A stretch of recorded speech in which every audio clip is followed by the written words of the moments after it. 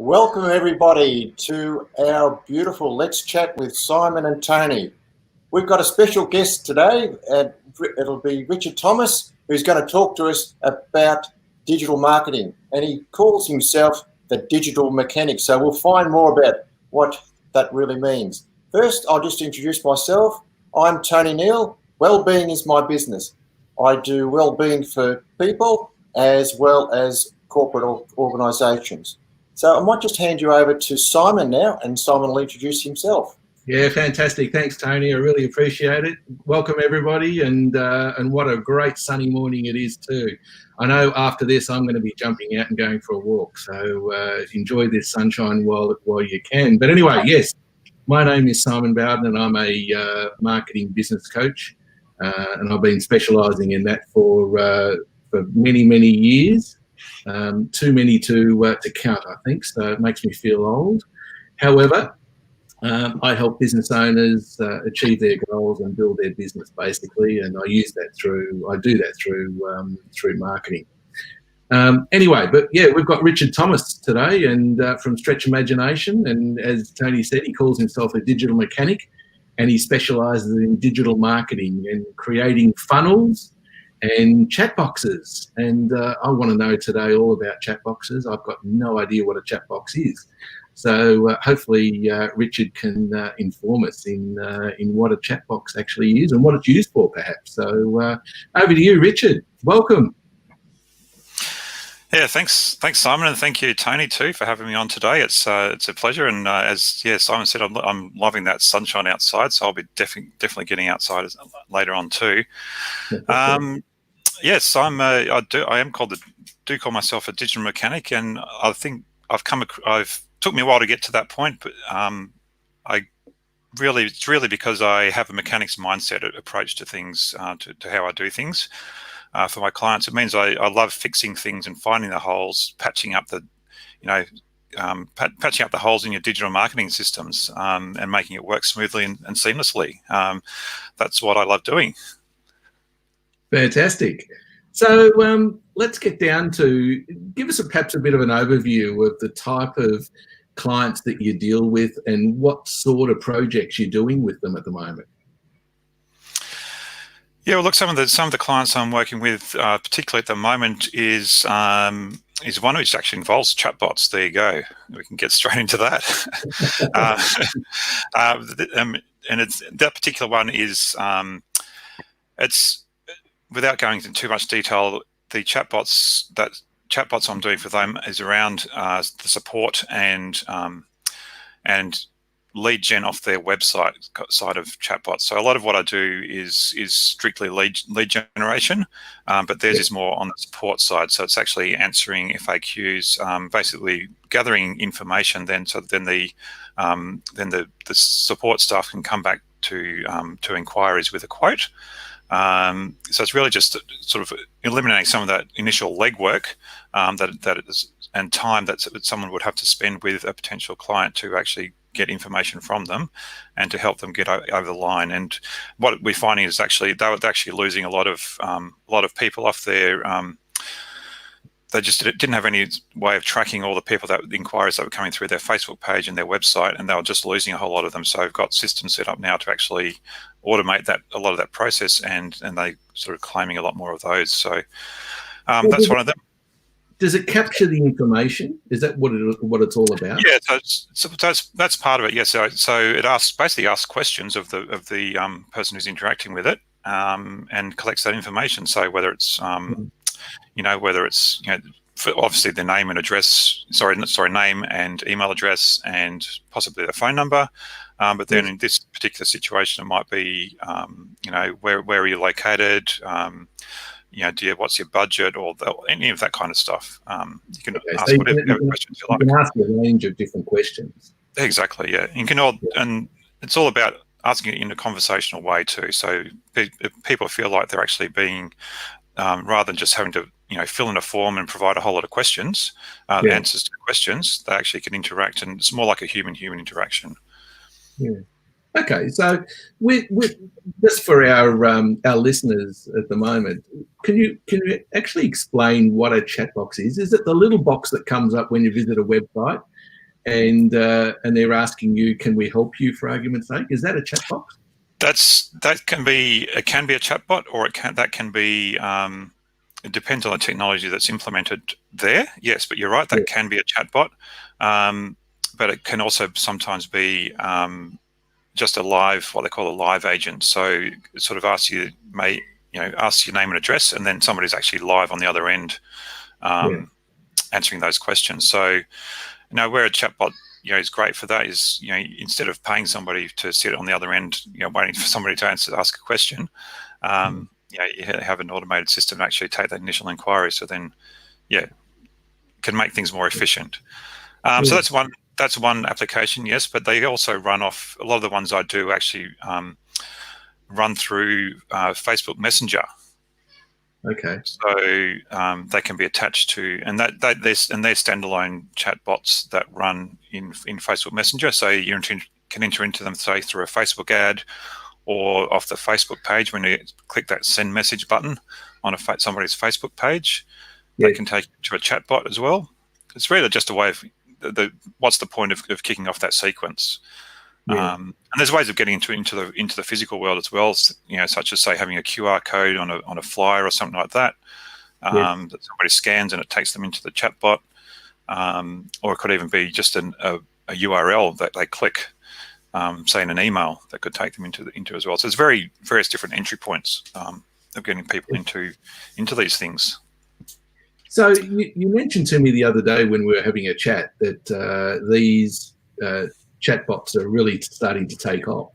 So the people out there, that are perhaps investigating in using a chatbot, what's the process? How do we get started with something like that?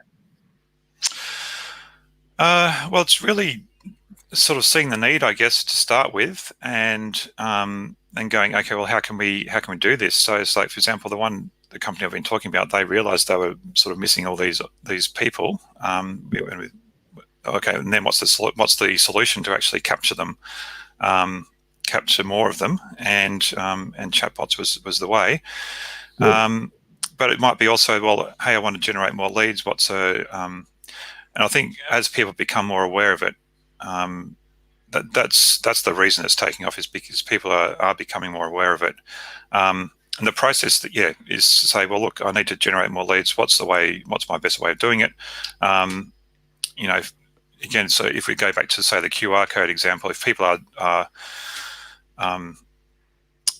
doing brochure drops and finding that reasonably effective, which is, we're not discounting, people do find it still effective depending on the industry they're in, but having a QR code that takes into a chatbot can initiate that in the exact sequence. So rather than, again, them having to be answering a phone call, which they might not know where it's come from, you can actually know, okay, this particular inquiry originated from my efforts in my brochure my flyer that I've distributed, and it gets people warmed up to a point. They want to call now. So that's one way. It's a sort of an interim step to help warm people up before you jump on the phone with them or whatever your next step might be.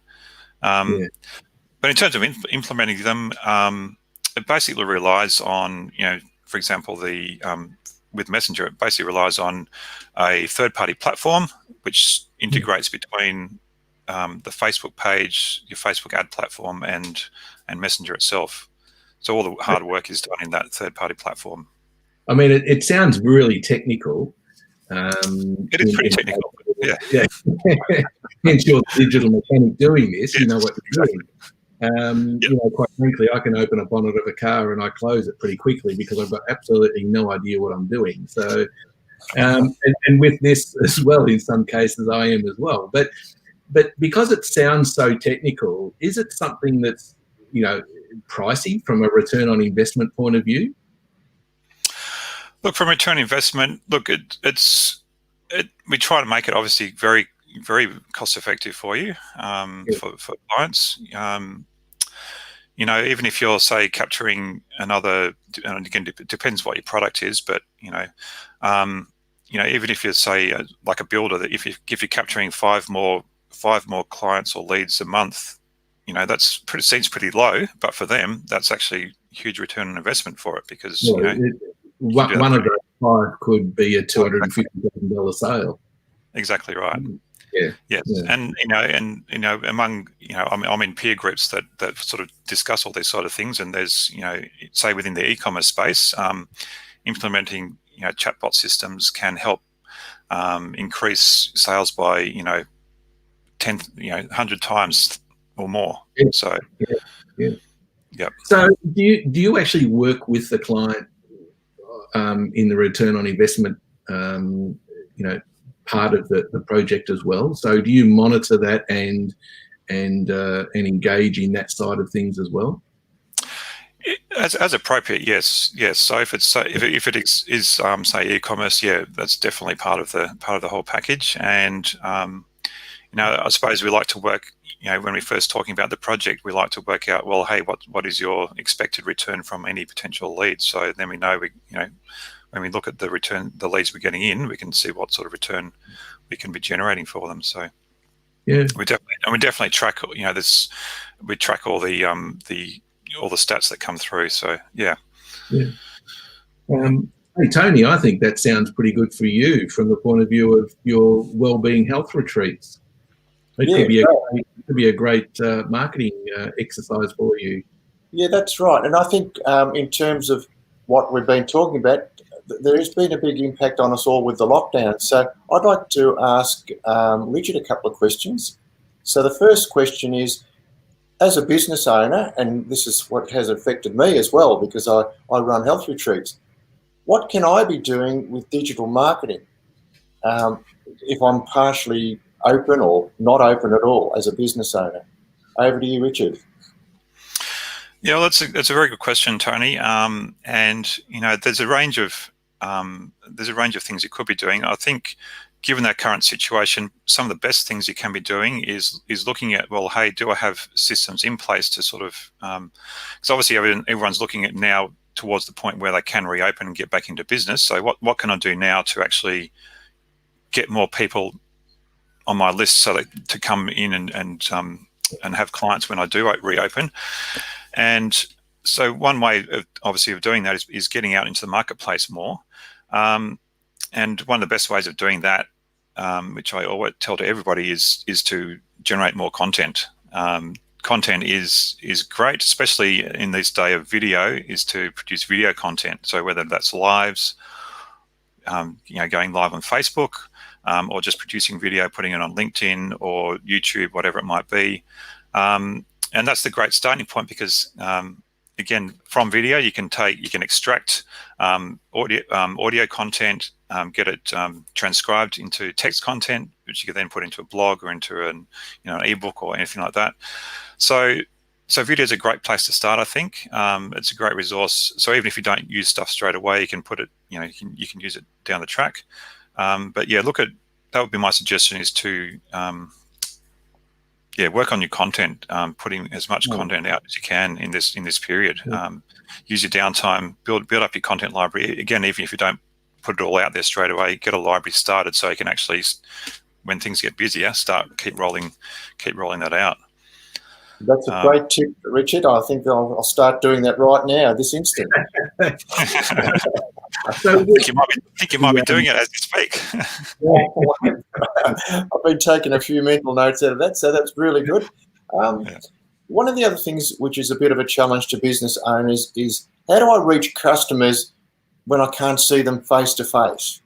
In other words, we haven't got the human contact now. It's more or less over video or on the phone. Yeah. So what's your tips on that? Well, again, I think social media here plays a big part. Obviously, as you say, phone and video chats play a big part in what we could do currently, but obviously that's mostly one-on-one. But then, think about potentially setting up, Facebook groups or something where people can come and hang out and chat. Again, going back to Messenger, I'm in a number of Messenger groups, if you like, that have been set up with, people to just chat about things on various topics and share information. So that's a great way of keeping in touch as well. Yep. But again, depending, people might be in the mindset of, we've got this lock, especially here in Melbourne, this curfew that sort of kicks in at 9 o'clock. So it's like shutdown time in a business sense. And you might not be thinking about your business, or you might want to get out and about when you can during the day. So if you've got automated systems in place to manage incoming inquiries and that kind of thing, that's a great way of keeping in touch as well, while you're not actually, while you're asleep or while you're out and about doing things. That's So you could actually have a process in place where people are actually engaging with you and your business even during the night. That's right. And you wake up and there's 20 or 30 messages there waiting for you. Yep. Yeah, that's great. That's not just messages. It might be, hey, people, if it has, say, for example, they've interacted with a chatbot, it's like, hey, here's some hot leads ready for you, not just messages. Yeah, beautiful. Or might find if you're say in consulting where the next step is to jump on a phone call with somebody, they might have already booked in a phone chat with you through your calendar as well. So, yeah. I've got another question for you, Richard, and I think Simon sort of mentioned a little bit of it before. If I'm a business owner and not very au fait with computers or digital marketing, what would you suggest the best way to get to it? Well, look, I mean, there's a lot of information out there online now. So, for example, I have got an SEO background as well. So, if you're say talking about SEO, there's lots of info out there where a small business owner, if they've got the time, can go and learn the basics and get the basics in place. So people can do that. It's more when they want to really up the game, where they then need to look at really calling in a professional to move things along. So so SEO, you can sort of learn the basics and get that started. Learning how to post stuff on social media is obviously fairly easy as well. But again, I'd suggest do a basic course on how to do it, the best way to do it, because there are some. I do see a lot of people that are posting regularly, but the stuff they're posting is not exactly exciting or engaging, which is one of the keys to actually, making it work well for you is making it useful. Just on that, Richard. Yep. What a business owner might think is engaging, and you're saying perhaps it may not be engaging. How do you work that out? How do you know what to post? I think everybody has an issue with that. Yeah, that's a good one. Yeah. Well, look, I'd say one thing is try stuff out. Try different things. You never know what's going to stick, what's going to work. For example, one industry I see happen a lot is in the construction industry with a lot of builders and things, where they a lot of what they post is like, this is the next stage in the house build. Here's like the frame, and here's the roof on. Here's the blah blah blah. Yeah, some might interest some people, but for most people, it's like, oh yeah, that's another house. I suppose it's thinking about how to sort of present that in an engaging way. I guess maybe presenting, rather than just putting the image up, is say, hey, this is a problem we fixed, or this is something how we got around this issue, or here's a tip for doing this the best way, or that kind of stuff. So just highlight, finding ways to highlight your own knowledge in an engaging way. But getting back to trying stuff out, one of the people I follow is Gary Vaynerchuk, and something that sticks in my mind is he puts out a heap of content. One thing that sticks in my mind is a couple of years ago he posted on Instagram just a photo of himself eating blueberries, and that particular image got the most engagement of any post he'd done in the last year, 2 years, I think it was. So you just don't know. I don't think he even knows. But so it's a matter of trying stuff, because you never know exactly what's going to work with your audience. And the other way to do it obviously is to ask your audience for feedback and see what they like. So, a question for you, Richard. Does the email marketing system, does that still work? Email? Oh yes, yeah, absolutely. It's people say, "Oh, email's dead," but no, it's and people go, "Oh, yeah, but look, I get these emails and I just always delete them and blah blah blah." Well, I go, well, what I see is, well, in that case, you're not actually interested in those emails, so yes, and delete them, stop them. And that's the whole point of email marketing, is finding out and weeding out the people who are not interested to the people that are interested. But email still does work, and the rule still does apply that for, when you've got a good list that, and it depends on your market, obviously, but the rough rule of $1 per month for every 1,000 contacts on your list is still works fairly well. Yes. So yes, it's still very much there. But it's again, doing it the right way, getting it working for you is the key. Do you find when you talk to your clients, Richard, do you find that they know what the end goal is? So in other words, they know that they want to increase their sales, for argument's sake, but don't know how to go about it. Is it up to you as their let's say professional marketing person to help them sort of say, well, look, no, I would suggest going down this path rather than this path? Yeah, because it is that sometimes they might have an idea of this is what they want to do, but it's not necessarily the best thing, or they might not understand the full implications of what they want to do. If you know what I mean. So, and often they don't either think, so for one of my clients I'm working with at the moment, I am implementing some email sequences and getting that up and running for them, and plus down the track doing some Facebook advertising as well, which will sort of feed new leads into their whole system. But it's just taken, I suppose, in terms of getting the whole database organised and all set up. It's just they'll think, let's get an email blast out next week. We've got these leads we want to roll it out to, but there's just so many steps and hurdles you might come across. It actually takes a whole lot longer than what people think it might take. So it's similar to years ago when I used to run my graphic design studio. Clients would contact me and say, I'd sit down in the boardroom and they'd say, "Oh, we need a brochure," and but then on further inquiry, it wasn't a brochure at all. But they just didn't know what to ask for. They just thought, "Oh, we need to increase our sales, so we need a brochure."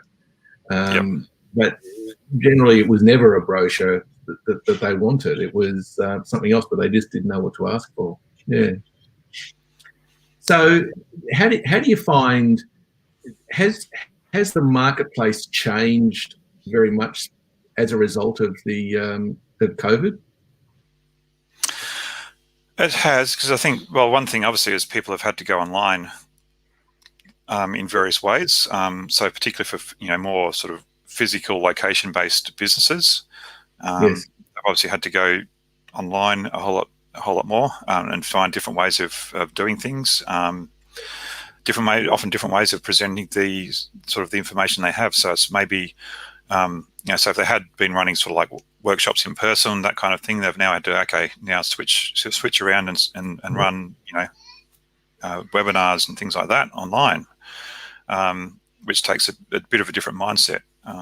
Same material, but things have changed quite a lot, and I think, as you all know, the growth in Zoom in particular, in Zoom users, is quite incredible, and and just in people sort of doing that online face-to-face business, but I think what it's made clear is that people need to have that online presence even more. If people aren't actually out and about, sort of seeing the signs and saying, "Oh, yeah, that place is over there," you've got to be online in some way or another for people to be able to find you. So what's your recommendation? What's your recommendation, Richard, just in regards to the frequency of posting on social media? So, I mean, it comes up all the time. My clients even ask me, how often should we be posting? Should we be posting twice a day, once a week? What's your suggestion in that regard? Look, I would say, I think there's sort of minimums you could go for. minimum once a week, but at the very least. But really, if you want it, I think it does depend on your industry a bit and what they expect. But again, I'd go for post as much as often as you can, really. Whether So that's you suggesting twice a day? Yeah, could even go twice a day or 3 times a day. Depends. Yeah, it depends on what you're posting and yeah. I mean, so for example, for myself, I sometimes post 4 or 5 times a day. But it's not all. I suppose it's not all. And the key, I think, is not to be overly promotional when you're doing those posts. It's about sharing and engaging, and rather than asking people to buy from you, because that just doesn't work. If you're doing that, people quickly get turned off. Yeah. So how much percent would you say for education?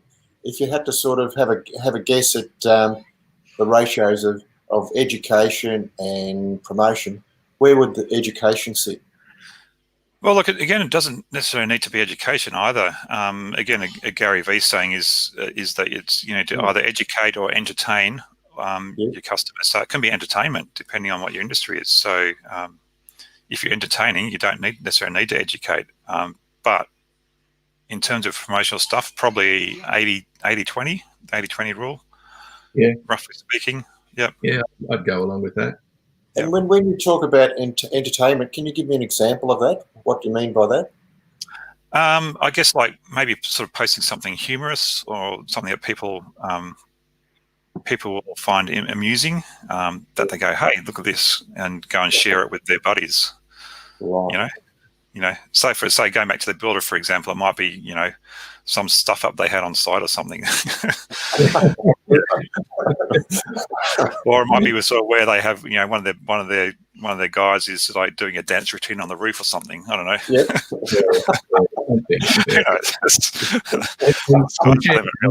Dancing on the roof will probably get more engagement than anything else. Yeah. Goody. You'll start a fate there, Richard. Hey, Richard, you've given us a really good insight into what people should be doing in regards to digital marketing and even obviously during this pandemic.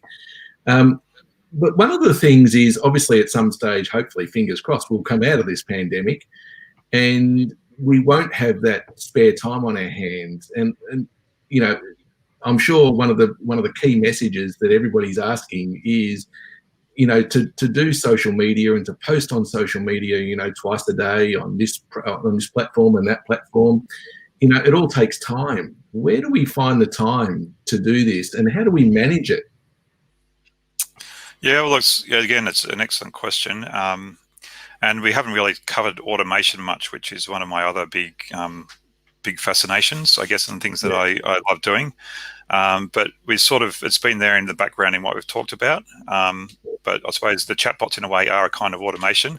But we haven't talked about how then that chatbot can tie into, so when it's, say, for example, collecting data, the information, well, then we're automatically feeding that into, say, a Google spreadsheet, or and putting into an email that gets sent off here, and then the person's details are put into your CRM system that then can initiate another flow of another sequence within the CRM.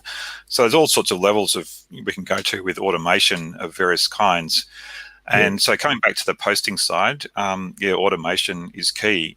So using platforms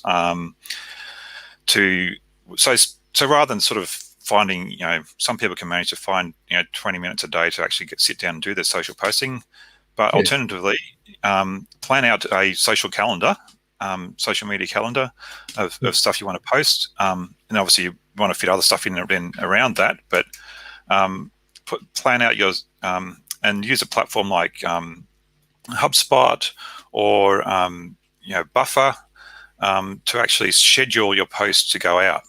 One I use is called Social Bee. So you can basically say, okay, plan this, and it connects into all your different social media accounts, and just sends out those posts when it's time. So in other words, you're creating one post, but it's actually the same post as going out to all the different feeds. Or it might, yes, that's one way. Yeah, although I'd suggest that it's actually good to good to vary because each platform has a slightly different nuance. You might change it up slightly for different platforms. Like say for Instagram, it's more of a fun environment, so you try and make those posts there a little bit more fun. Whereas say for LinkedIn, it's more business oriented, so you make it slightly more business focused, and that doesn't necessarily take much. It might be just changing a few, 2 or 3 words might be enough. But changing it up. And then there's ways of in terms of actually producing content. Like I said before, if you start with a video, you can break it down into text. So that makes it very efficient, because rather than trying to produce lots of little bits all at once, you're starting with a big bit which you break down into posts over time. There's even automations out there to look back at your posts. That a lot of people don't realize this is, you don't necessarily have to just post one thing once. You can repost it. So there are actual automation platforms that will go back and look at your older posts, find ones that got some engagement, and then repost those ones again. And I know some people do that. Post the same piece of content about 4 times in a year. So because I know for myself, 6 weeks have gone by, I've forgotten what people posted. So if they post again, because it only reaches 1 or 2% of your audience, it doesn't matter if one person sees it again within a few weeks. If you've got times, there's all those other people that haven't seen it that then might see it the next time. Might see it the second time or third time, whatever the case is. Whichever it might be, exactly. So you can actually recycle stuff fairly quickly. Yep. So for our audience today, Richard, what would you consider in regards to what we've been talking about, what are the 3 key factors or the 3 takeouts that you would suggest for our audience to look at or implement in their own business? The 3 key ones, again, going back to make sure you're just producing content. Don't stop producing content. Whatever form it might take, and again, don't be too fussy about it. Just put it out, put stuff out there, try it out. Some people are particularly fussy about their branding. I'm not saying don't necessarily do branding, but don't be so overly fussed with the production value of something that you don't put it out there. Don't think, this isn't good enough to put out. Just put it out anyway, because it might do well. You don't know. So content. That's number 1. That's number 1. Number 2 would be put systems in place to engage with your audience 24 hours a day. Yep. And then I think the third point would be just to be engaging and be of value to your audience, and you'll find people will come to you. So this is what you were saying earlier about being, doing videos for argument's sake. Yes. Okay. Fantastic. All right. Any other questions? No, I think I'm done with questions, but I noticed the time's at the top of the hour, so let's just sort of close off now. So I might just hand over to you, Simon, and say to you, what was the main takeaways that you got out of this? Well, I know now what a chatbot is, so I might have a chat to Richard at some stage in regards to a chatbot, because that's something that I have never considered before, and obviously there's something there that I could be missing out on. So for my business, so I think it's been fantastic having Richard come on and educate us all in regards to digital marketing and what's happening at the moment through this pandemic, and even highlight some of these things that we weren't aware of. So thanks, Richard. Thanks, Simon, for having me on. Yeah. And my main takeaway was what you can do now in terms of COVID. And I think the nuggets of gold is to do lots of content with education and entertainment, make it funny, engage the audience. And I think that's something that's really important, especially like with my business, with Wellbeing Health Retreats. We can't run retreats, but we need to sort of go online. Yeah. Anyway, I'd like to thank Richard for coming on and sharing his vast knowledge about digital marketing. I think we all learned something from it, and it was a very engaging meeting. So thank you, Richard. Yeah, Thank you, good on Tony. you. Thank you, Tony. It's been a pleasure. And just before I close off, I'd like to introduce our next topic for our next Let's Chat. And we're inviting a lady from Western Australia. She's a holistic coach, and she's been for many years in the corporate sector, and she will share about well-being in the workplace, which is so important, especially in these days. So I'd like to thank the audience for joining us, and I bid you all a safe and beautiful weekend coming. Okay, bye-bye, everyone. All the best. Good on you. Cheers. Bye.